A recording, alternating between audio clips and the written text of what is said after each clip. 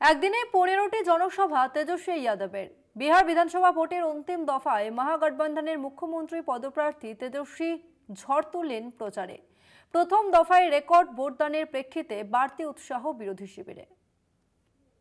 শেষ লগ্নের প্রচার। আগামী মঙ্গলবার বিহার বিধানসভার 20টি জেলার 122 আসনে ভোট। প্রথম দফার 121 আসনে ভোটদান অতীতের সব রেকর্ড ম্লান করে রেকর্ড ভোট পড়েছে।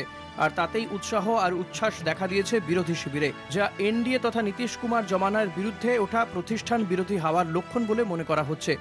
রবিবার দিনভর তেজস্বীর ঝড় তোলা প্রচারে তারই প্রতিফলন।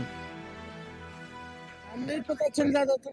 अब 3 दिन हो गया, 3 दिन बाद भी लोगों को नहीं पता कि कितना महिला कितना पुरुष जो है मतदान किया। अरे भाई, ये छुपाया क्यों जा रहा है?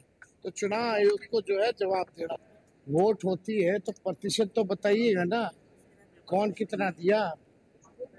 ये बकवास बात है नहीं ना।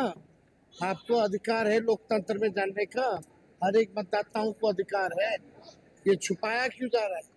सीसीटीवी स्ट्रॉन्ग रूम में बंद क्यों हो जा रहा है? ঝড়ের গতিতে এ প্রান্ত থেকে ও প্রান্ত সভা করছেন তেজস্বী যাদব। ঘোষিতে তার শেষ জনসভা থেকেও তিনি বুঝিয়ে দিলেন তার নজরে তরুণ প্রজন্ম, যাদের জন্য কর্মসংস্থানের প্রতিশ্রুতি, যাদের জন্য প্রত্যেক পরিবারের একজনের চাকরির প্রতিশ্রুতি এবং মহিলাদের জন্য আলাদাভাবে প্রতিশ্রুতি, এর ওপর ভর করেই এই মুহূর্তে দাঁড়িয়ে এনডিএ জোটকে বড়সড় চ্যালেঞ্জ ছুটছেন তেজস্বী যাদব। শেষ প্রচারে জেহানাবাদের ঘোষিতে পৌঁছানোর পর হাতে সময় ছিল না। তড়িঘড়ি সভা শেষ করতে হয় তেজস্বীকে। সন্ধে নামতেই শুরু হয় রুট মার্চ। একদা অতি বাম জঙ্গি প্রভাবিত এই জেলায় নিরাপত্তা রক্ষায় কোনো ঝুঁকি নিতে চায় না প্রশাসন। ঘোষি থেকে মৌপি আনন্দের রিপোর্ট, কলকাতা টিভি।